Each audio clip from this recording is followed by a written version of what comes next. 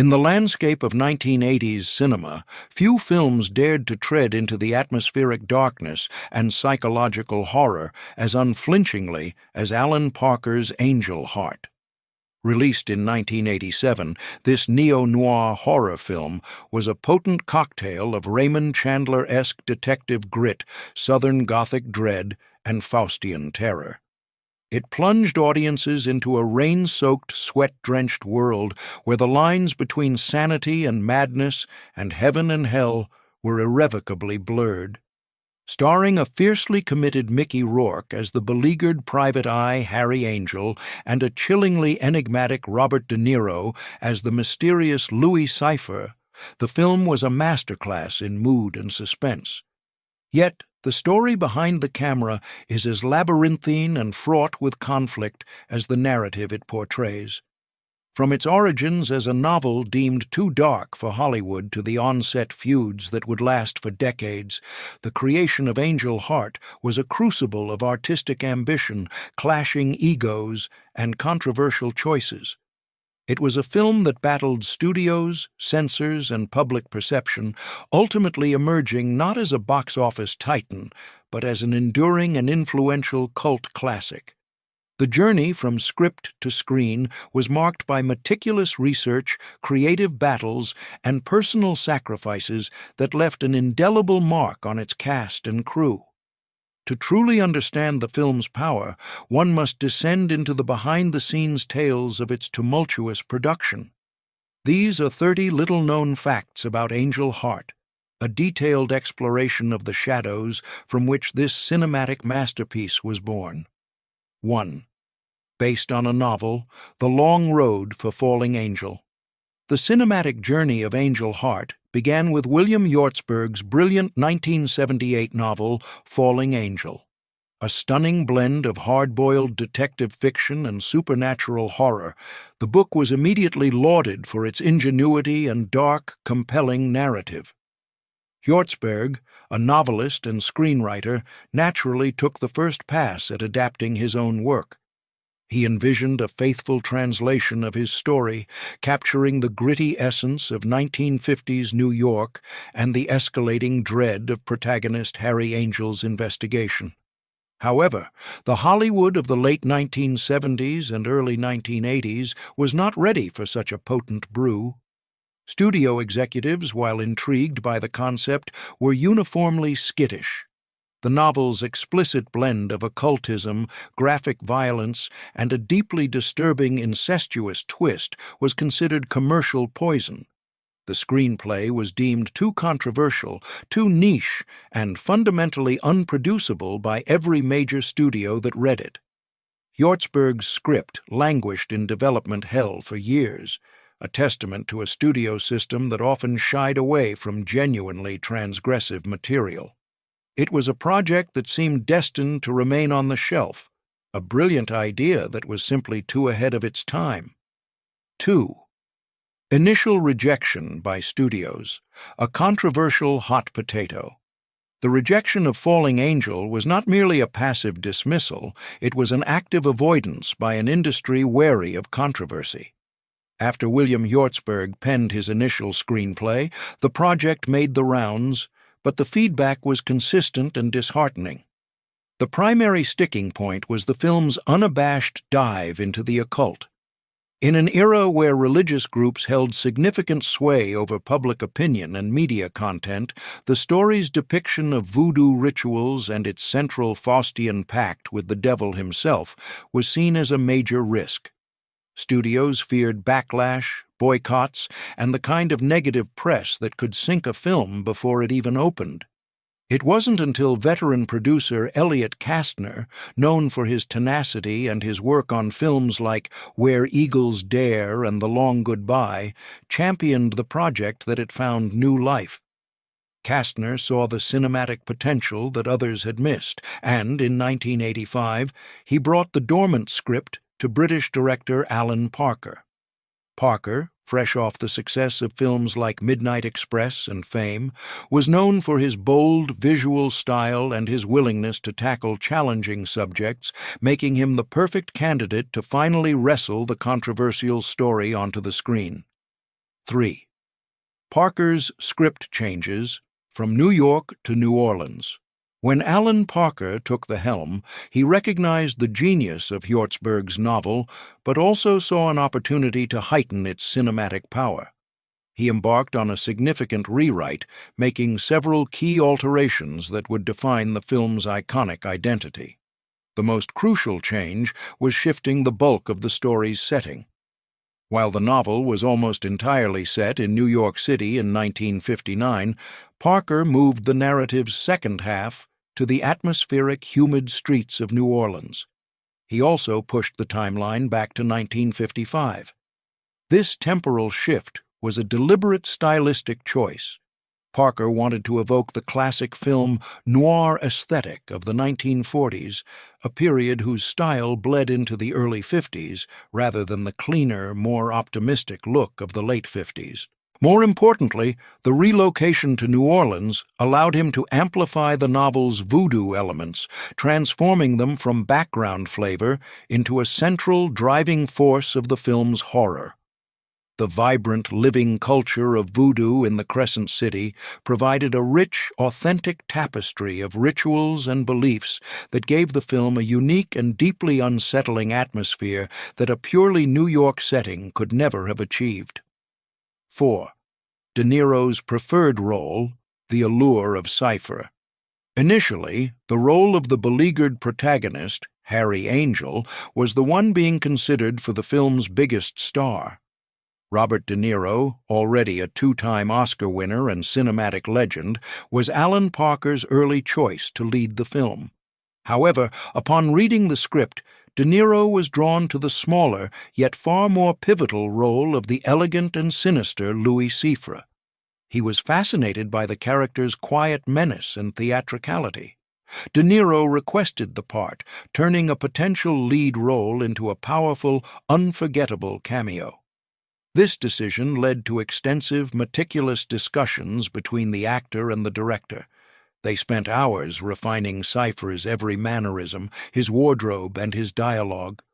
De Niro was interested in the theatricality of evil, the idea of the devil as a sophisticated, well-manicured businessman.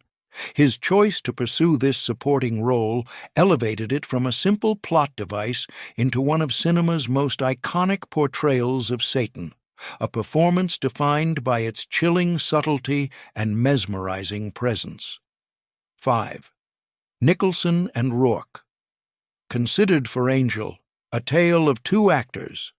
With De Niro set as Louis Cyphre, the hunt for Harry Angel was on. Alan Parker first approached another titan of the era, Jack Nicholson. Nicholson met with Parker, and while he was reportedly intrigued by the dark material, he ultimately passed on the project. The search then led to Mickey Rourke, an actor who was building a reputation for his intense, brooding performances in films like Diner and 9½ Weeks. Rourke, upon reading the script, felt an immediate and profound connection to the tormented detective. He didn't just want the role, he believed he was Harry Angel. He relentlessly pursued Parker, insisting that he was the only actor who could truly understand and portray the character's inner turmoil. To prove his commitment, he spent time walking the streets of New York with Parker, discussing every facet of Angel's psychology, his fears, and his slow descent into madness. It was this passion and unwavering conviction that ultimately won Parker over, casting Rourke in what would become one of his most defining and celebrated roles. 6th, location scouting in Harlem, in search of 1955. To capture the authentic grit of mid-century New York, Alan Parker and his production team embarked on an exhaustive location scout. The film's opening acts required a very specific vision of the city, one that was fading even in the mid-1880s. Parker focused his search on Harlem and the Lower East Side, neighborhoods that still retained pockets of the architecture and atmosphere of 1955. The task was monumental. The production ultimately used a staggering 78 different locations to piece together its vision of the era. They sought out period-correct storefronts, dilapidated tenements, and rain-slicked alleyways that could transport the audience back in time. This commitment to authenticity was a hallmark of Parker's directing style, grounding the film's supernatural elements in a tangible, believable reality.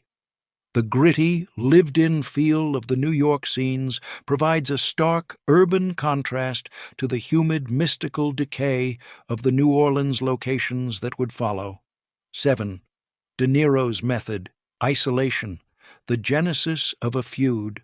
Robert De Niro, a devout practitioner of method acting, believed that the on-screen tension between Louis Cyphre and Harry Angel should be mirrored by a real-life distance between the actors. To achieve this, he made a deliberate choice to have almost no interaction with Mickey Rourke when the cameras weren't rolling.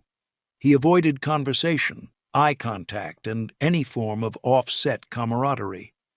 De Niro's intention was purely professional. He wanted to create an authentic atmosphere of unease and intimidation that would translate to their shared scenes. However, Rourke, who revered De Niro as an actor, took this isolation personally. He interpreted De Niro's coldness not as a professional technique, but as a sign of disrespect.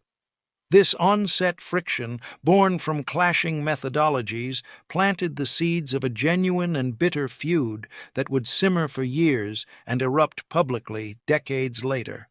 8. Rourke's costume. Rejection, the actor versus the director. Mickey Rourke, deeply invested in his character, arrived on set with his own very specific ideas for Harry Angel's appearance. His vision was more theatrical and stylized. He wanted Angel to have jet-black hair, a prosthetic Cyrano de Bergerac-style nose, and a noticeable limp. He also envisioned a wardrobe of custom-tailored suits, suggesting a detective who was perhaps more put together than the script implied. Alan Parker, however, had a different vision. He wanted a more grounded, authentic look for Angel, a crumpled, world-weary private eye who looked like he slept in his clothes. Parker patiently but firmly convinced Rourke to abandon his more flamboyant ideas. He argued that the power of the character was in his relatability, his everyman quality, which would make his horrifying discovery all the more impactful. Reluctantly, Rourke agreed, adopting the now iconic look of the disheveled detective in a rumpled suit, a choice that ultimately served the film's noir aesthetic perfectly. 9. Bonet's casting controversy, a challenge to a TV persona. The casting of 19-year-old Lisa Bonet as the voodoo priestess Epiphany Proudfoot was a bold and controversial move. At the time, Bonet was one of America's sweethearts, known to millions as the wholesome Denise Huxtable on the top-rated family sitcom The Cosby Show. Her squeaky clean image was central to her public persona. Parker cast her precisely because of this, believing the juxtaposition of her known innocence with the film's dark, sexual, and violent themes would be incredibly powerful. However, the decision sent shockwaves through the industry and enraged her television mentor, Bill Cosby. Cosby, who cultivated a famously controlling and patriarchal image, was vehemently opposed to Bonet taking a role that involved nudity and graphic sexuality. He reportedly tried to talk her out of it, and the resulting conflict created immense pressure on the young actress and marked the beginning of a major fissure in her professional relationship with him. 10. Bonet's graphic scene cuts. The battle with the MPAA. The controversy surrounding Lisa Bonet's role came to a head in the editing room. The film's infamous sex scene between Harry Angel and Epiphany Proudfoot was a primal, surreal sequence, intercut with images of voodoo rituals and dripping blood, culminating in a torrent of blood pouring from the ceiling. The Motion Picture Association of America, MPAA, was appalled. They slapped the film with an X rating, a commercial death sentence at the time, as most newspapers refused to advertise X-rated films and many theater chains refused to screen them. After a protracted battle, Parker made a reluctant cut, trimming just 10 seconds from the scene, specifically a few explicit frames of Rourke's thrusting backside. This minor edit was enough to secure the more commercially viable R rating. However, Parker ensured that the uncut, more graphic version was preserved and later released in European markets and on unrated home video formats in the U.S., allowing audiences to see his original, uncompromised vision. 11th. Voodoo authenticity. Consulting with the real Practioners. Alan Parker was determined to portray the voodoo elements of his film with as much authenticity as possible. He and his crew immersed themselves in the culture of New Orleans, moving beyond tourist trap stereotypes. Parker sought out and consulted with real voodoo practitioners and priests. He wanted to understand the genuine rituals, the symbolism, and the spiritual significance behind the practices. This research directly informed the film's depiction of ceremonies, altars, and chants. For a pivotal ritual scene, the production included the sacrifice of chickens. While handled under strict supervision to ensure humane practices as required by film production codes, the use of live animals and the guidance from actual practitioners lent these scenes a visceral, unsettling realism that would have been impossible to achieve with mere props and staged choreography. This commitment to authenticity is a key reason the film's atmosphere feels so potent and genuinely menacing. 12. De Niro's egg scene, Symbolism, the devil in the details. One of the film's most memorable and disquieting scenes features Louis Cyphre meticulously preparing and eating a hard-boiled egg. As he talks to Harry, Cyphre delicately cracks the shell, salts the egg, and consumes it, all while delivering cryptic lines about the soul. This entire sequence was a masterclass in character building, and much of it was orchestrated by De Niro himself. The actor suggested business with the egg, seeing it as a powerful symbol. The egg represents life, creation, and the soul itself. Cyphre's casual, almost contemptuous consumption of it becomes a metaphor for how he consumes souls, how fragile life is in his hands. The act is mundane, yet filled with profound, satanic symbolism. Alan Parker recognized the brilliance of this and essentially let De Niro direct himself in the scene, capturing the actor's chilling, self-contained performance with minimal interference. 13th. Salt Superstition detail. A hint of folklore. Within the famous egg scene lies a subtle but brilliant piece of foreshadowing rooted in folklore. After Louis Cyphre finishes salting his egg, he nonchalantly blows a few stray grains of salt from his finger. The salt blows towards Harry Angel. In a seemingly reflexive action, Harry flinches and quickly throws a pinch of salt over his left shoulder. This is a classic folk superstition, an act meant to ward off evil or, more specifically, to blind the devil, who is said to lurk over one's left shoulder. At this point in the film, neither Harry nor the audience is certain of Cyphre's true nature, but this small, almost throwaway gesture is a powerful subconscious hint. It's Harry's soul instinctively reacting to the pure evil in his presence, a clever bit of writing that rewards attentive viewers and deepens the film's mythological layers. 14. Rourke-De Niro Feud. Origin. A clash of methods.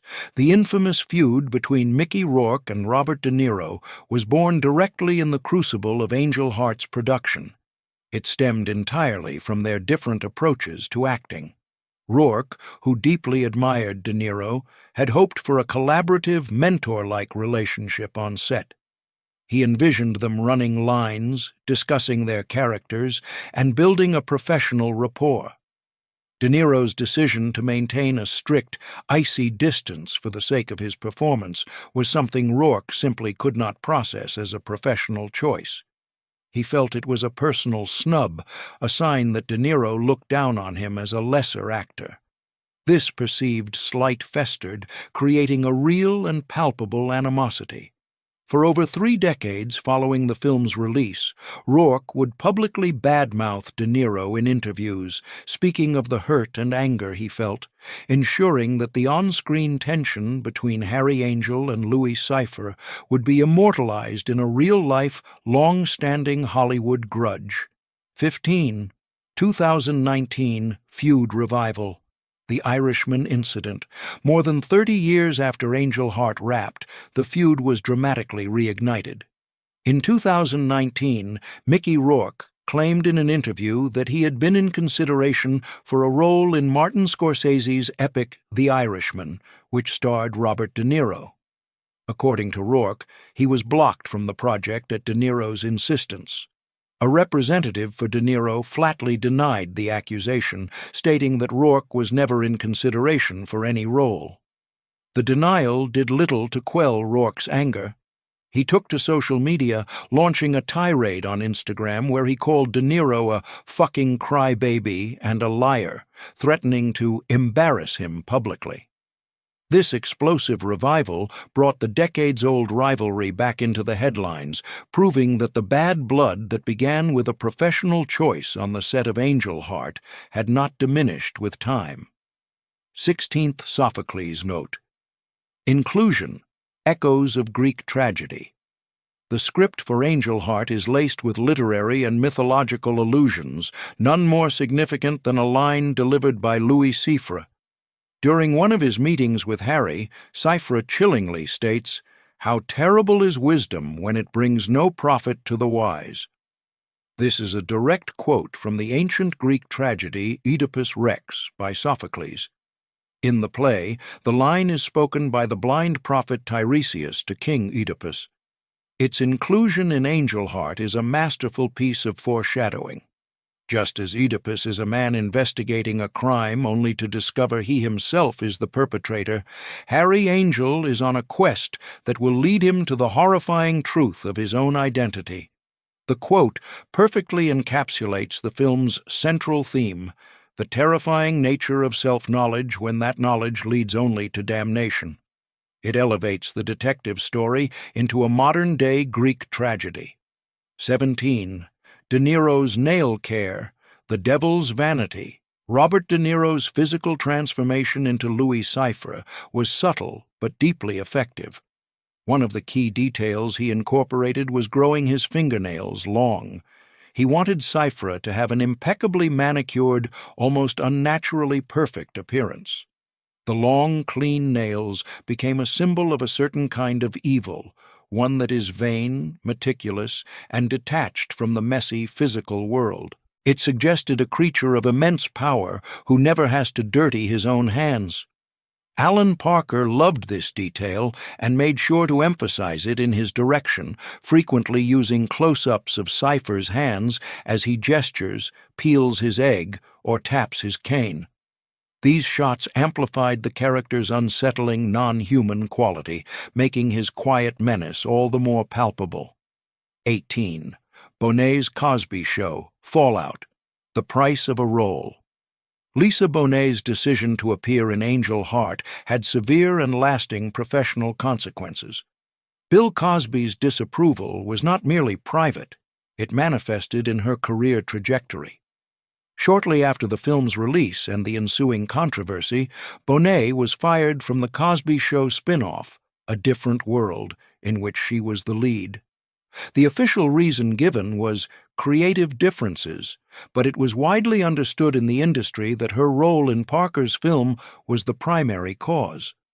Cosby, who held immense power at the network, could not reconcile the adult, controversial nature of Angel Heart with the wholesome brand he had built.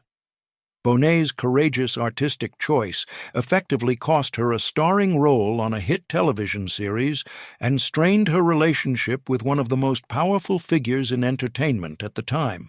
19th.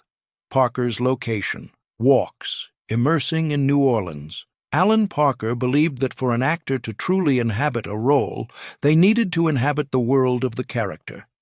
To this end, he spent a great deal of time simply walking the streets of New Orleans with Mickey Rourke. These were not formal rehearsals, but immersive explorations.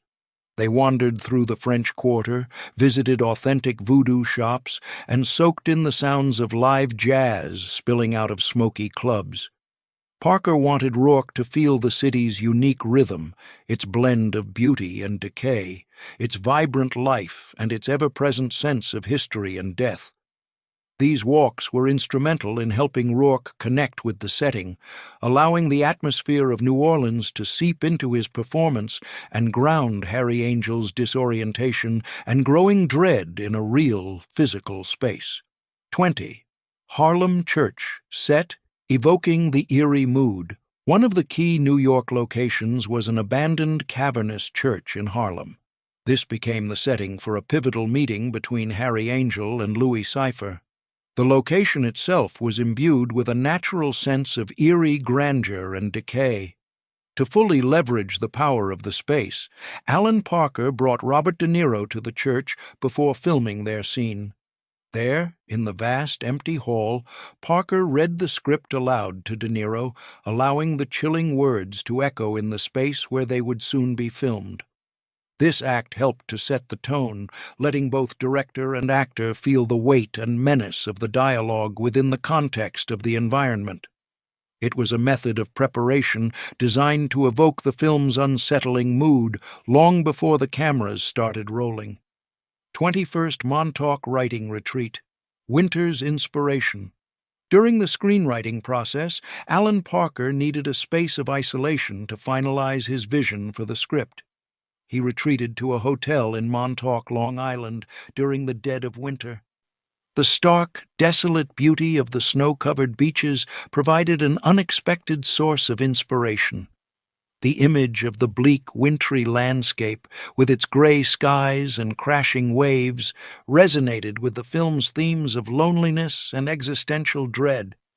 Parker drew on this atmosphere to write the film's opening sequence.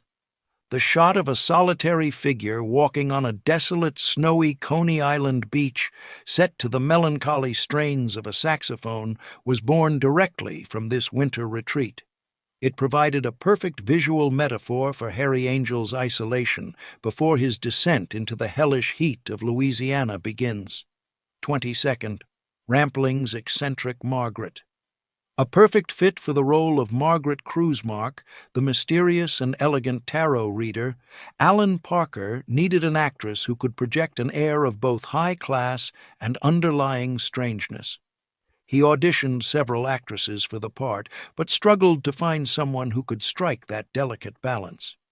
He then thought of the iconic British actress Charlotte Rampling, known for her enigmatic beauty and her fearless choice of roles in films like The Night Porter. Parker felt she possessed the exact combination of sophistication and eccentricity the character required. Without a formal audition, he simply telephoned her in France, offered her the part, and she accepted. Her casting was a perfect choice, as Rampling brought a worldly weariness and a hint of dangerous secrets to Margaret, making her a memorable and crucial piece of the film's puzzle. 23rd, Bonet's Voodoo Immersion, The Path to Epiphany. Lisa Bonet, despite her youth, took her role as Epiphany Proudfoot with immense seriousness and dedication. Understanding that authenticity was key to Alan Parker's vision, she undertook her own research into the world of voodoo. This went beyond simply reading books. Bonet sought out and met with voodoo practitioners in New Orleans, much as the director had. She reportedly participated in some ceremonies, not as a tourist, but as a student trying to understand the spiritual core of the beliefs she was tasked with portraying. This deep immersion allowed her to bring a profound sense of cultural depth and genuine conviction to her performance. Her portrayal of Epiphany never feels like a caricature. It feels rooted in a real, lived-in understanding, which makes the character both compelling and powerful. 24. De Niro's self-direction, an unsettling presence. Alan Parker, a director known for his strong visual style and hands-on approach, adopted a surprisingly different tactic when working with Robert De Niro. He found De Niro's intense, self-contained process for creating Louis Cyphre to be so effective and, frankly, so unsettling that he chose to step back. Parker confessed in later interviews that he often felt like a mere spectator during De Niro's scenes. He would set up the camera and then essentially leave De Niro to his own devices, allowing the actor to self-direct his performance, from his line delivery to his subtle, chilling mannerisms. Parker admitted that De Niro's presence as Cyphre was genuinely unnerving on set, a testament to the actor's total transformation. This directorial choice to trust his actor completely resulted in a performance of singular, terrifying power. 25th, X-rating battle, the politics of a few feet of film. The struggle with the MPAA over the film's rating was a significant and frustrating battle for Alan Parker. The initial X rating was based almost entirely on the visceral, blood-soaked sex scene. What was particularly galling for the director was that the specific objection wasn't just the blood or the nudity, but a few feet of film showing Mickey Rourke's backside in motion. The board deemed this particular action too explicit.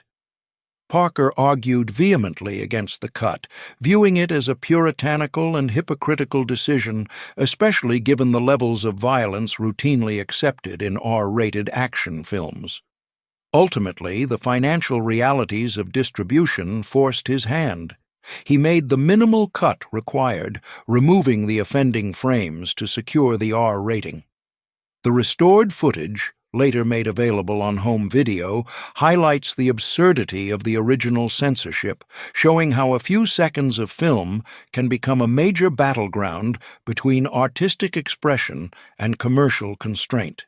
26. Television edits, an altered experience. When Angel Heart was eventually prepared for broadcast on network television, it had to undergo even more drastic changes than those demanded by the MPAA. The graphic sexuality and violence were completely out of the question for a prime-time audience. The infamous sex scene was not just trimmed, but radically altered. Most of the explicit content was removed, and to fill the runtime and distract from the cuts, editors inserted unused footage that had been shot for the film. This included brief, previously unseen flashbacks of Johnny Favorite's life before the war, showing him at parties and as a popular singer. While these additions are interesting curiosities for fans, they completely change the tone and intensity of the pivotal scene, sanitizing Parker's visceral, surreal vision into something far more conventional and less impactful. 27th Jupiter Awards. Win, Rourke's international acclaim. While Angel Heart was polarizing in the United States, Mickey Rourke's powerful performance found significant acclaim abroad. In 1988, at Germany's prestigious Jupiter Awards, Rourke was honored with the award for Best International Actor. The award recognized his work not only in Angel Heart, but also for his role in A Prayer for the Dying, which was released in the same period. This international recognition was a significant validation of his intense, committed work as Harry Angel, even as American critics were sometimes divided. It underscored that Rourke's raw, vulnerable, and ultimately terrifying portrayal of a man's soul unraveling had resonated deeply with global audiences. 28th Youth in Film Award, Bonet's Unlikely Honor. In one of the more ironic twists of the film's reception, Lisa Bonet received an award for her controversial role. In 1988, the Youth in Film Awards, now the Young Artist Awards, honored her with the prize for Best Young Female Superstar in a Motion Picture. This award was a stark contrast to the backlash she received from the likes of Bill Cosby and some segments of the public. It represented a recognition from a different part of the industry that her performance was a brave and significant artistic step for a young actress.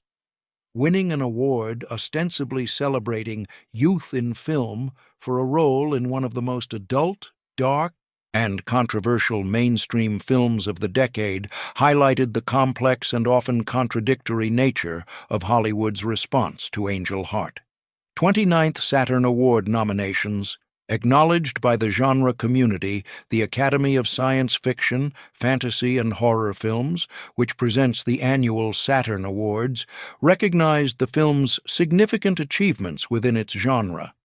In 1988, Angel Heart received 3 major nominations: Best Horror Film, Best Actor for Mickey Rourke, and Best Supporting Actor for Robert De Niro.